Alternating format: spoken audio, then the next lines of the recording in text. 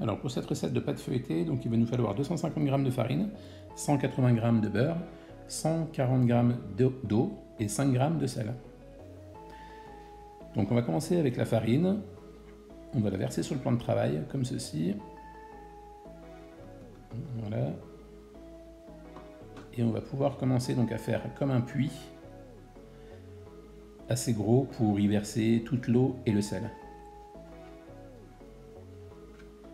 Donc on travaille à la main pour être plus à l'aise.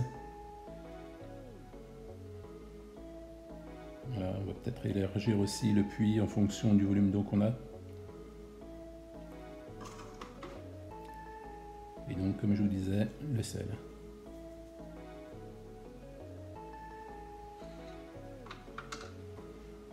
Voilà, mélangez bien, donc par le bord, de tous les côtés, et ensuite, allez-y tout doucement quand même. Et au fur et à mesure, vous récupérez un peu de farine, un peu de farine. En fait, là, on est en train de réaliser une détrempe. C'est la base de la pâte feuilletée. C'est ce qui va permettre par la suite, vous verrez dans la vidéo, d'enfermer le beurre pour que la pâte au four puisse gonfler. Je vous expliquerai ça après.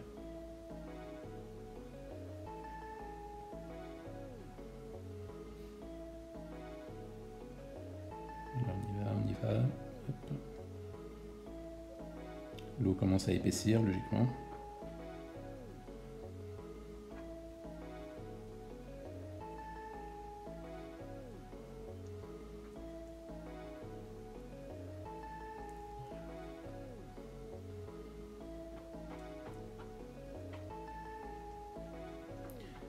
Voilà, on ne va pas tarder à pouvoir prendre vraiment toute la farine.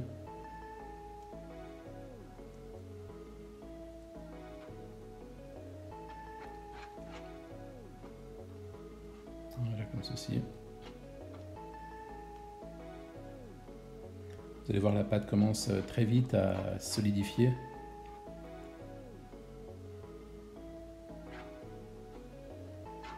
D'où l'importance d'utiliser vraiment le plan de travail et non un saladier ou quelque chose comme ça.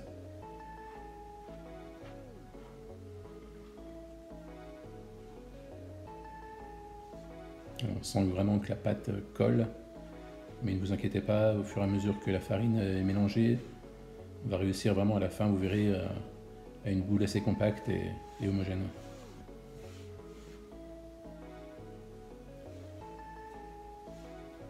Voilà, on va travailler avec les deux mains.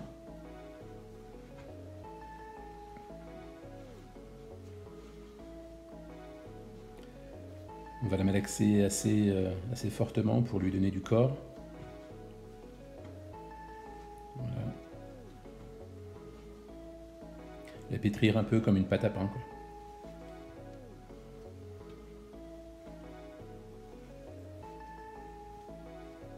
Et quand celle-ci commence à coller au plan de travail, on va pouvoir un petit peu réunir toute la farine qui ne s'est pas mélangée à la base. On récupère comme ça.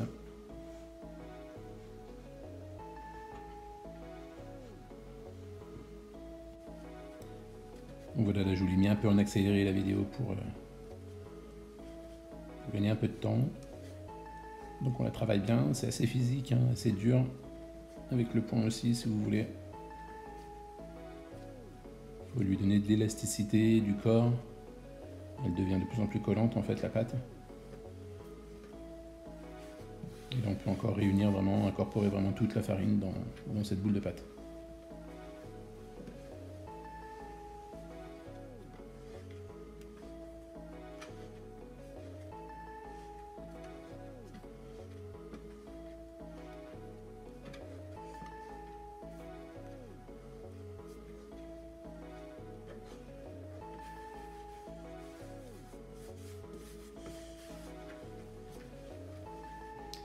Voilà, donc là on va arriver vraiment à la phase finale de la boule de détrempe, donc la base de la pâte feuilletée. On va la transformer en boule pour pouvoir l'étaler d'une manière plus homogène, plus lisse, Voilà, donc là, après l'avoir stocké, donc un petit moment quand même au frigo, une histoire d'un quart d'heure, 20 minutes, on retrouve quand même un peu d'élasticité de la pâte, mais on la retrouve plus ferme quand même. Voilà. Donc on va pouvoir fariner notre plan de travail.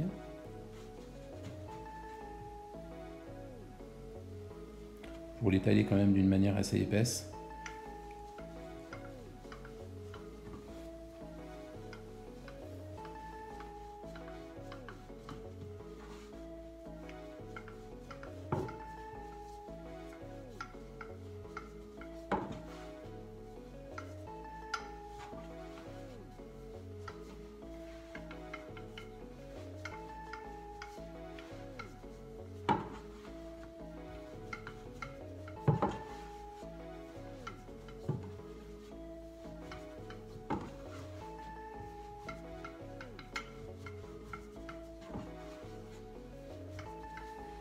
Ouais, donc quand vous arrivez à la taille à peu près d'un moule à tarte, pour cette quantité-là de pâte en fait, on va pouvoir presque y incorporer donc notre beurre.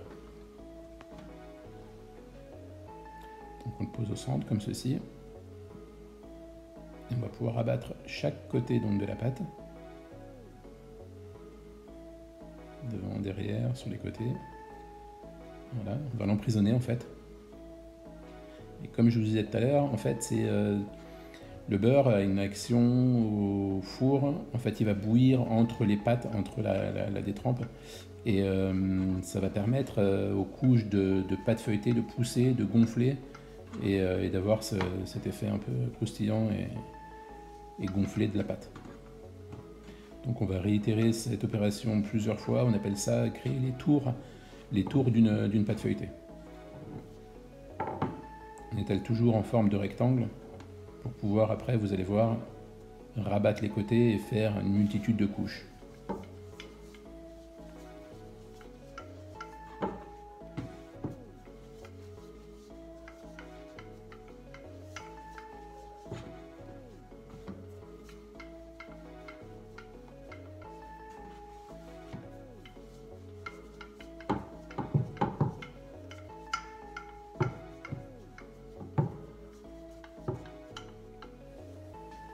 Voilà, donc quand vous arrivez à ce stade de l'étalage, en fait, on va pouvoir donc le plier comme ceci et de l'autre côté. Donc voilà, on va commencer à faire les tours, comme je vous disais, de la pâte feuilletée. Donc hop, rectangle, un côté et l'autre. Hop, et on tourne d'un quart de tour donc notre pâte feuilletée. Et ainsi de suite, on va commencer à faire les couches.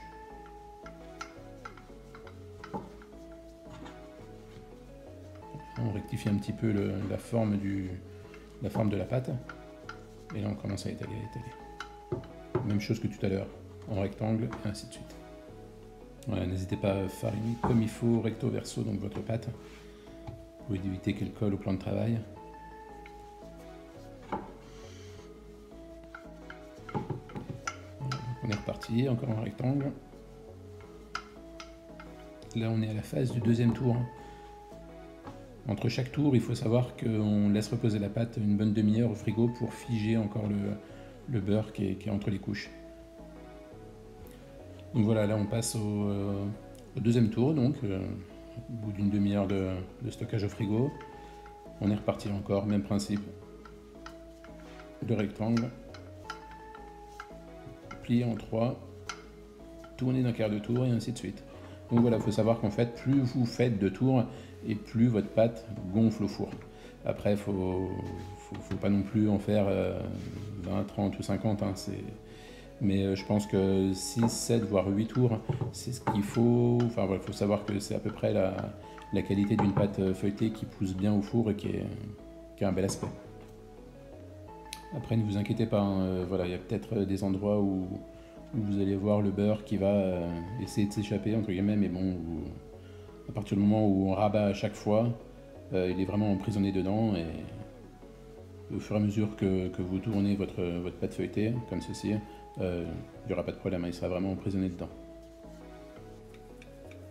Donc voilà, là je voulais passer vraiment en mode accéléré, hein, parce que le principe est le même à chaque tour, à chaque étape de la confection de la pâte feuilletée.